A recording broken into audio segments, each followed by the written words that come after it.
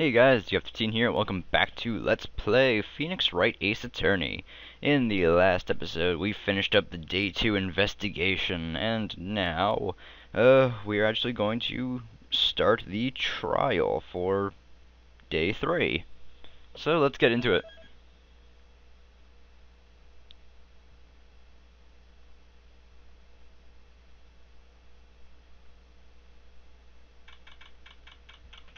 February 24th, 9:41 a.m. District Court, Defendant Lobby, Number 1. So what do you think, Mr. Wright? I think the prosecution is as confused as we are. After all, the victim was murdered in 2 different places at the same time. Hello, Lana. And a different suspect was arrested at the other crime scene. Lana! Good morning, Mr. Wright. I apologize for yesterday. I was indisposed. I hope they didn't hold you for too long for... I hope they didn't hold you too long for questioning. We just finished, actually. I'm used to all-nighters, though. So how'd it go? It's as Mr. Wright suspects. The police are clueless. I figured as much, so I struck a plea bargain. A plea bargain? What do you mean by that? We agreed that if I told them the truth behind this simultaneous murder, they wouldn't seek capital punishment. That's what I mean, Emma. But Lana, don't tell me you... Much to my regret, I'm as much in the dark about this as they are. Miss Skye. We discovered traces left by a certain person in the police department's evidence room. They belong to Officer Jake Marshall. You found Officer Marshall's traces? Bloodstained fingerprints, to be exact. That's the trump card I have up my sleeve today. You do understand what this means, don't you? In order to defend my sister, you're going to accuse Mr. Marshall? We have to play the cards we're dealt. Isn't that right, Miss Skye? Do what you have to, Mr. Wright.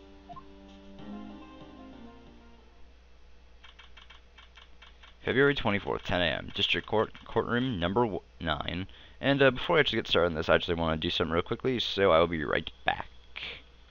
Alright guys, sorry about that, but I'm back. Now let's get into the trial. Court is now in session for the trial of Miss Lana Skye. The defense is ready, Your Honor. The prosecution is... I'm afraid you'll have to clarify. It takes 30 minutes by car to reach Criminal Affairs from the prosecutor's office. The victim, Bruce Goodman, was slain at both places at the same time. But that's not physically possible, is it? What's more, I hear the victim from the evidence room just disappeared. Yes, and the body eventually reappeared in the trunk of Mr. Edgeworth's car. Wow, this is one messed up trial. One of my duties as prosecutor is to present impartial evidence. Today I will present evidence relating to the murder at the police department. In so doing, I believe the way in which we should proceed will reveal itself.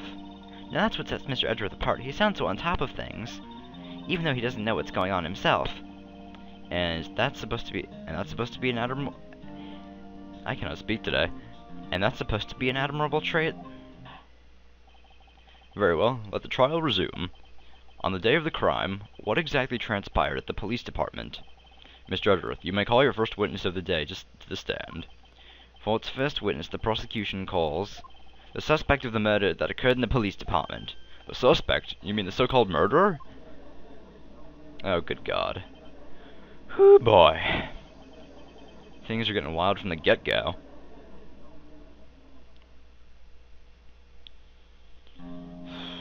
Will the witness please state his name and occupation? Yes, sir, I am Officer Mike Meekins, sir. My occupation is, that would be murderer, sir. Wow. So you're telling us you're a professional killer? Sir, it was me, sir. I'm the one who did it. I'll never kill anyone again, sir. You've got to believe me, sir. Actually, what we'd like to hear from you is... Sir, I'm what you'd call a part of a younger generation, sir. A person whose actions adults can't possibly comprehend. Please, Mr. Edgeworth, sir, help me, sir. Officer Meekins. Yes, sir. Give us your report of the crime. Consider that an order. Yes, sir, as you wish. After all, I am a part of a generation that must be told what to do, sir. You can't fault him for a lack of enthusiasm. crime report, sir. Although it's not my normal duty, I was assigned to guard the evidence room that day. I spotted a suspicious man on the security screen and rushed into the room. I was only doing what I was trained to do, sir. I was suddenly attacked. I fought for my life. Then I did it. After this, I passed out until another officer smacked me awake. So the victim, Detective Goodman, attacked you? Do unto others before they do unto you. That's the Meekins family motto, sir. I see. Then you fainted and a colleague helped you regain consciousness. Yes, sir. He knocked me upside the head, sir. Very well. The defense may begin its cross-examination. What I need here is more info to work with. Yeah, so we gotta press all his fucking statements.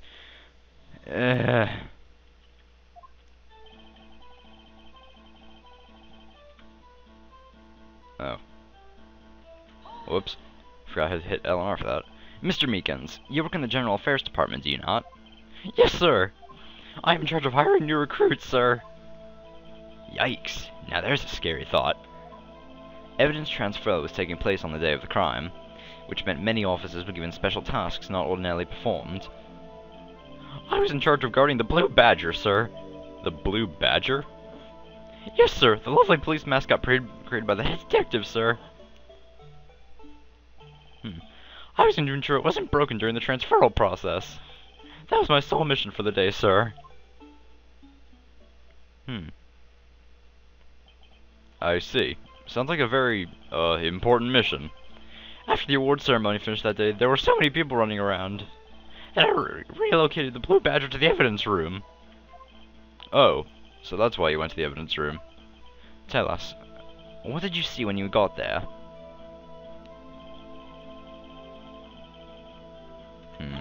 Press them on this, too. In order to enter the evidence room, you need an ID card, am I correct?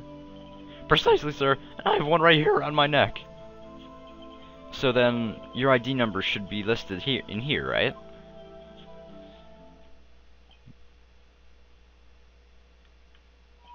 There it is! I found it! This is the one right here.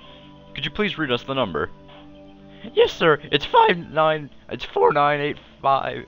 I can't read numbers, sir. I see. Huh? But the number 4989596. Yeah. Is shown as being used twice. Please explain, witness. It's no real mystery, sir. The first time is when I relocated the Blue Badger to the evidence room. The second time is when I went to go get him after everything was settled down. I see. So it was during that second time when... Yes, sir. That's when I spotted the man on the security screen. Alright.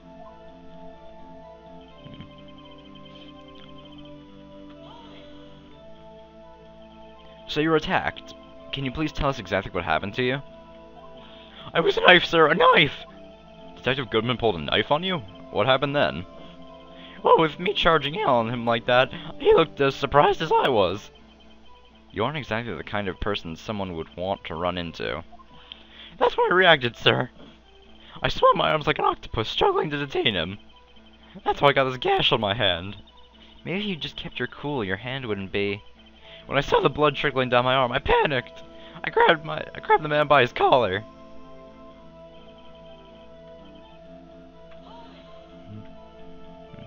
What exactly do you mean when you say did it?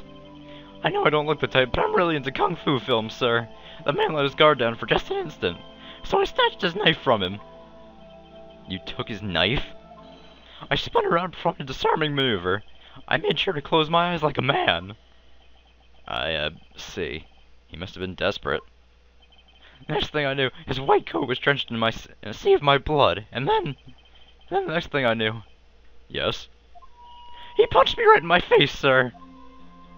I want to punch you in your face.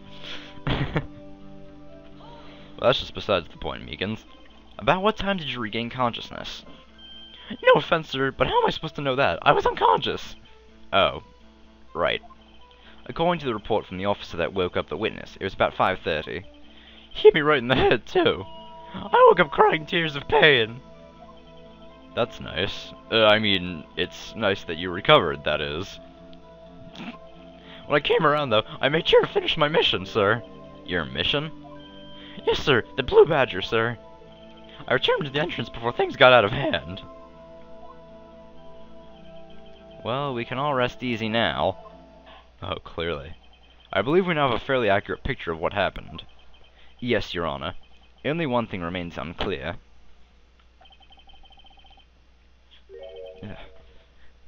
Was the man this officer murdered really the victim? He's got a point.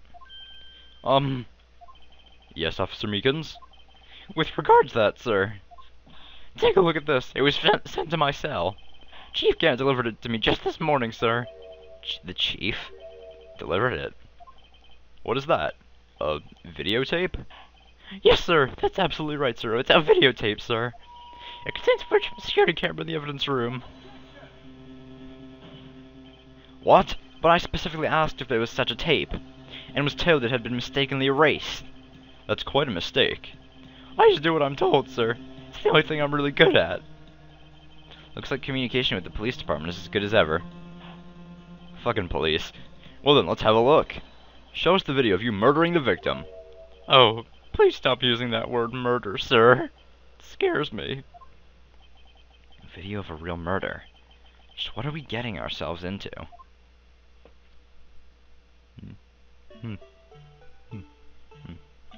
Gah.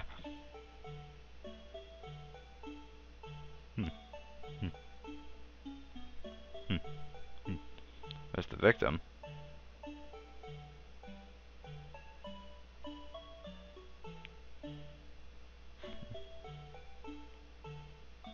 There's Meekins.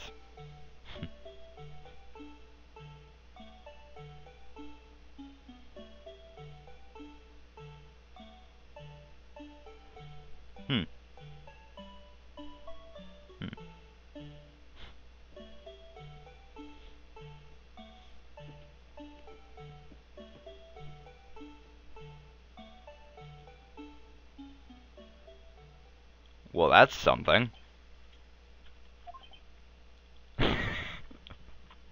Fucking Edgeworth.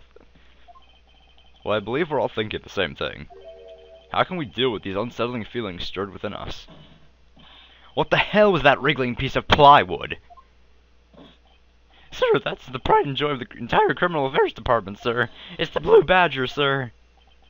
Why am I not surprised this isn't going smoothly? I still like Edgeworth's thing. What the hell was that piece of wriggling plywood? Yes, well anyway.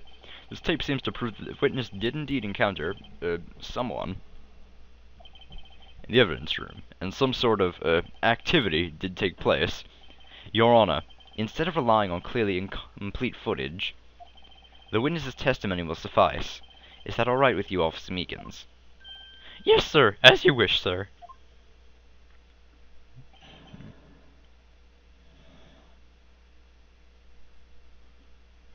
Alright. His face can't be clearly seen in the video, but there's no question that the other person was Detective Goodman, sir. I mean, he opened the locker, which required Detective Goodman's fingerprint to do so. The locker he opened was unquestionably Detective Goodman's locker, sir. It must have been him. No one else could have unlocked it.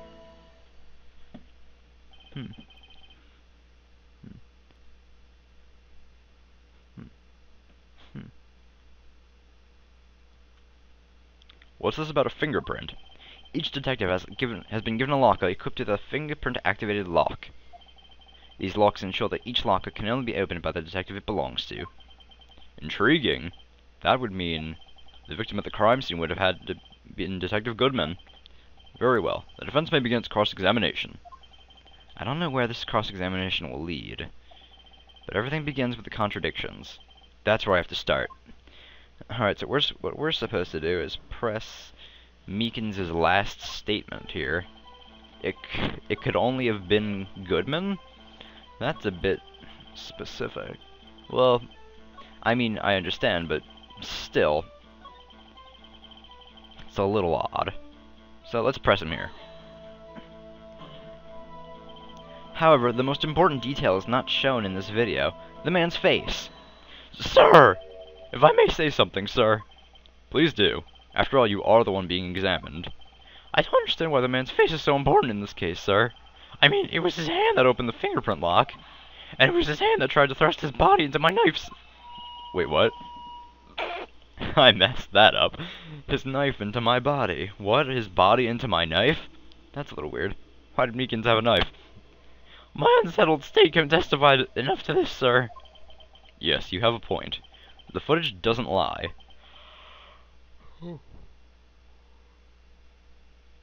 That is, unless the defense can find a problem with it. Mr. Wright, let's check the court record again. Is there a problem with security video?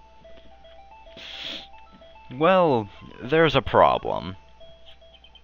Regarding the video contained on this tape, there is one thing in particular that seems rather strange. Strange? This contradiction leads to the possibility that the man may not be Detective Goodman. What? This video contains such a contradiction? Interesting. Your Honor, I have a proposal. Yes, Mr. Edgeworth? I propose we have the defense point out to us this alleged contradiction in the video. He would want me to point it out. He would want me to point it out. Very well, proposal accepted. Let us further inspect this piece of evidence. I will now play the security tape. Mr. Wright, please show us the contradiction you speak of.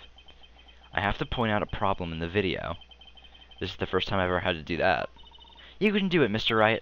It's set up so you can fast forward, rewind, or pause the video.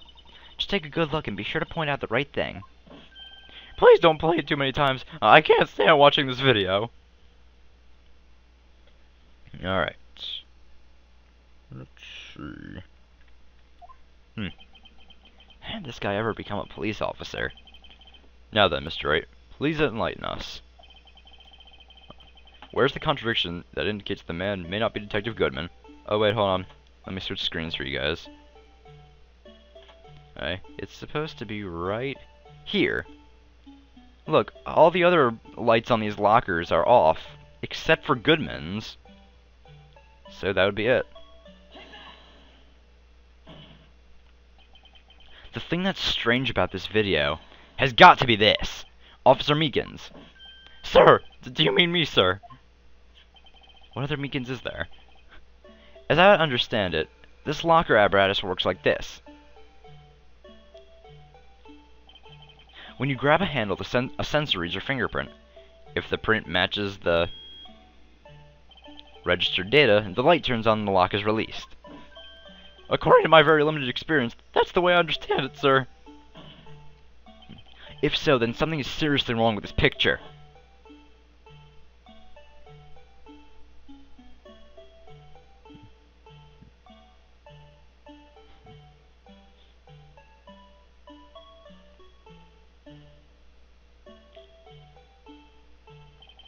When the victim reaches for the handle to open the locker, let's rewind to a little earlier.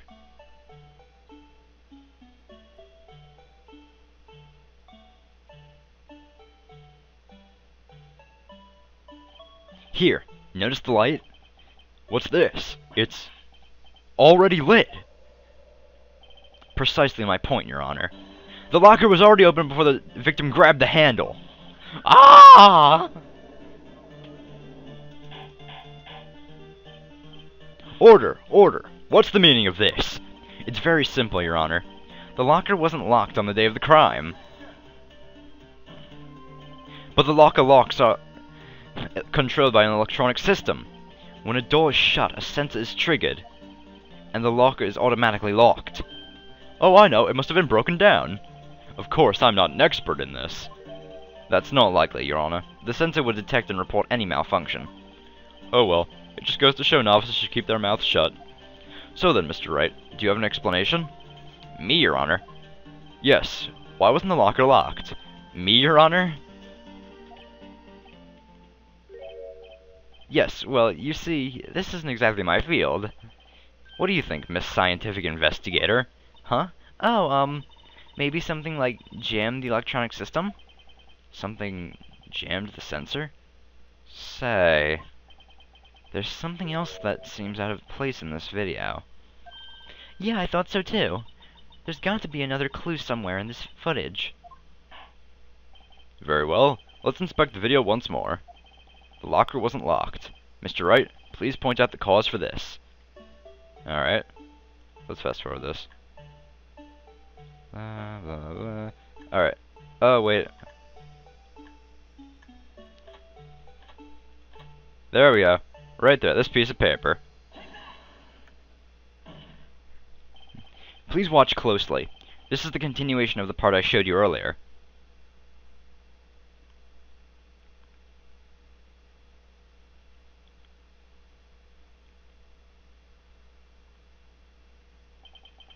What's this? Something white fell out of the locker. But sir, it's been my experience that things fall out when doors are opened. I often fall out and roll a great distance so I open my car door, sir. Oh my god, Meekins, you can't even get out of your car without fucking it up. Wow. We can't be sure that item was in the locker to begin with. What do you mean? The sensor triggers the lock when the door is shut. What if something was inserted, say, between the sensor and the door? Inserted?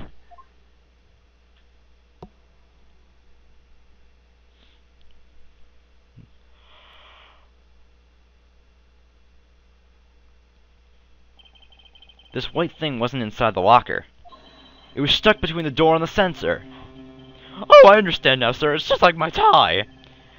2 out of 3 times it gets stuck in the door when when I get out of my patrol vehicle, sir. Instead of the door closing, my tie chokes me. But the object would have to be extremely thin to fit in the door. Not only that, it would also have to block electrical currents. It would need to be an insulator. Yes, an insulator. But at the crime scene, there just might have been something that fits the description. But sir, by insulator, you don't mean... I think I've finally got this figured out. Very well. Will the defense please present the relevant evidence? What was this insulator that was stuck in the locker door? Well, there's really only one thing that we have that is an insulator. It's the rubber glove we picked up yesterday. I found this near the locker, a thin rubber glove. But we can't be sure that was in the victim's locker. It has a tag that says SL9 incident. The video seems to depict the victim opening the locker. But that isn't the case. The lit lamp attests to this. On the day of the crime, even I could have opened that locker. Is this not so, Officer Meekins? Sir, it would appear so, sir. Order, order, order. So are we to believe then that the victim, whom this witness stabbed in the evidence room, was not Detective Goodman? Do not be misled, Your Honor. What do you mean, Mr. Edgeworth? The defense has merely demonstrated that possibility and nothing more. The victim in the video was indeed Bruce Goodman. The prosecution will offer one more testimony to prove this. What? Officer Meekins, please testify about this. Sir! Me, sir? I'm not sure what you're referring to, sir. Oh, you mean that, sir? Of course, sir. Is this a joke? Seems like it. Very well, begin your testimony.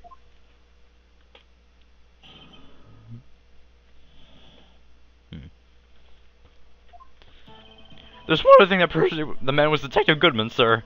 To enter the evidence room, one must use their ID card. When an ID card is used, there's a record of it. At the time of the crime, the detective had used his card. Well, that is true. An ID card record. I see. I have the ID card record right here, Your Honor. The ID used at 5:14 is that of the victim. Just before the crime, Yes, without a doubt, this is the victim's ID. However, one thing does strike me as unusual. Several hundred cases should have been due for transferal. Why were there so few people using this room? This particular evidence room is only used for storing certain special cases. Special cases? Extremely violent cases involving police staff.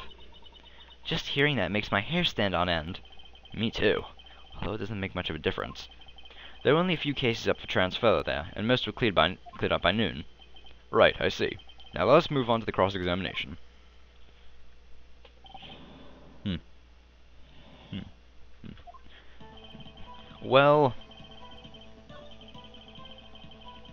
Just saying.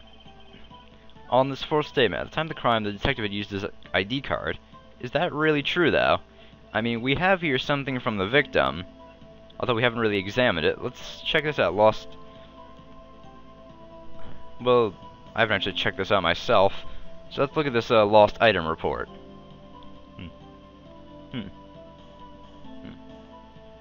Well, date lost 2/21.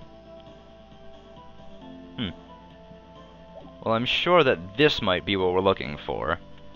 So let's present it. Wait one moment, Officer Meekins. I'm not good at waiting, sir. I have the victim's ID card right here. I found it at the crime scene. That makes sense. When I say crime scene, I'm not referring to the evidence room at the police department. I mean the other crime scene. The underground parking lot at the prosecutor's office. Your Honor, I have one more piece of evidence to present. It's a very important clue regarding the victim's ID card. Lost item report? It's only half completed. But it shows that Detective Goodman had lost something on the day of the crime. Something important enough to fill out this report. Let me guess. You believe this something to be his ID card, correct? I can't say for sure, but there's a high probability. On the day of the crime, Detective Goodman was not carrying his card. Order, order. So now, what does this all mean? It can only mean one thing. It doesn't require much thought. The man Officer Meekins encountered in the evidence room was not Detective Goodman, but rather the man who stole his ID card. Order, order, order. Does the prosecution have a response? I have only one thing to say to the defense. Bravo, Mr. Wright. Bravo. Allow me to summarize the defense's argument. At 5:15 p.m. on the day of the crime, the man Officer Meekins encountered in the evidence room was not Detective Goodman. There are two grounds to support this. First, the lock in the evidence room was already unlocked. Second, the victim lost his ID card. Am I correct so far, Mr. Wright? Yes. What's he up to? That being the case, we must inevitably arrive at a single conclusion: that the victim in this video is a fake, and the murder in the evidence room is also a fake. In other words, the security camera does not show the instant of the murder. That is... well, I guess that's right. Is something wrong, Mr. Wright? Only moments ago you seemed content to be pointing your finger around. This isn't good. Oh, shit. Well, well, it seems you finally realized exactly what you've gone to such lengths to prove. Explain yourself, Mr. Edgeworth. The defense has already done the explaining for me. The victim in this video is a fake, which means the murder did not take place at the police department on 5:15 the day of the crime. So the real crime could only take place at one location, the underground parking lot at the prosecutor's office, the murderer being Miss Lana Skye, the defendant. The evidence is compelling. A trustworthy witness? Observe the moment the defendant used the murder weapon. Ah! Shit. Well, that really backfired on us. Huh. I knew that testimony was way too shabby. It was all a trap from the beginning.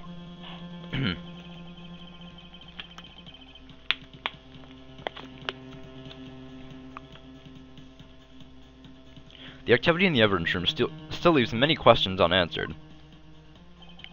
Who exactly was the victim Officer Meekins encountered, and where did this person disappear to? However, this trial's purpose is to examine only the murder of Detective Goodman. Just so, Your Honor. Mr. Wright, you have to do something, or else Lana...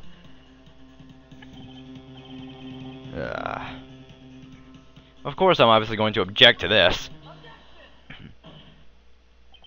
One moment, Your Honor. What now, Mr. Wright? Don't tell me you're objecting to what you've just proven. Of course not. But I almost walked right into the prosecution's trap. What are you talking about? This cross-examination has proven one thing and one thing only. The security video did not show the actual murder.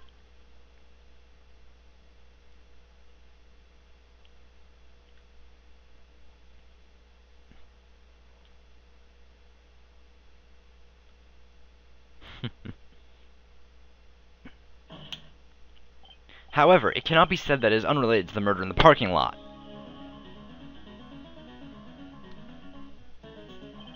Specifically, large amounts of blood traces were found in the evidence room.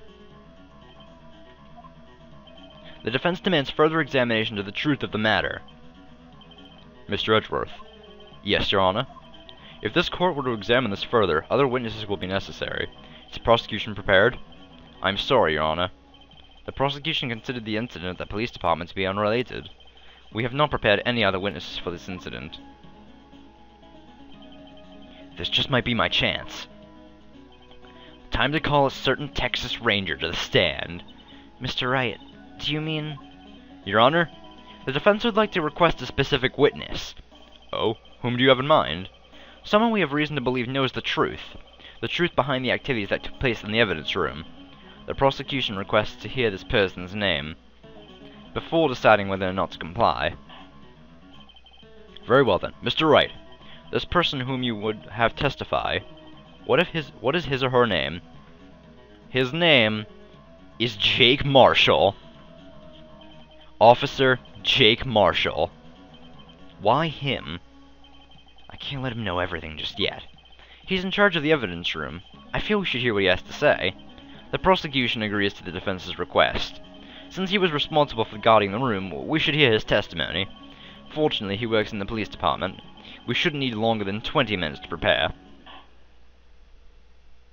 Very well. The court will take a 30-minute recess while the witness is subpoenaed. Will the prosecution please prepare the witness during this time? We will, Your Honor. Court is in recess.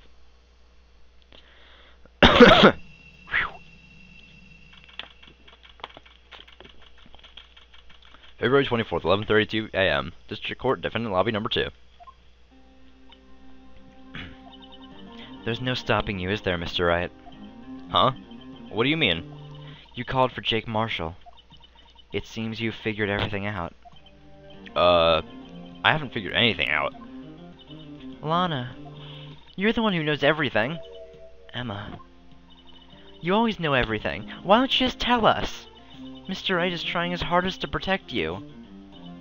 I don't recall ever asking for his protection. How can you be so cold? Don't you trust us? Don't you trust me? Hope I'm not interrupting anything, pals.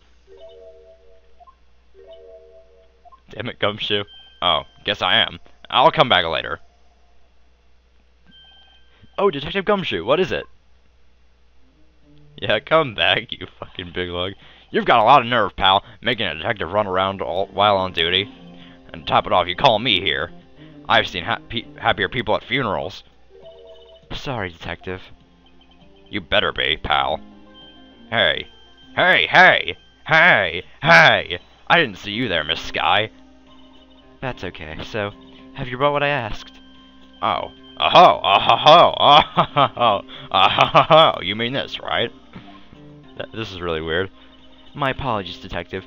Due to my present circumstances, I was forced to use Mr. Wright's name when making my request. My name?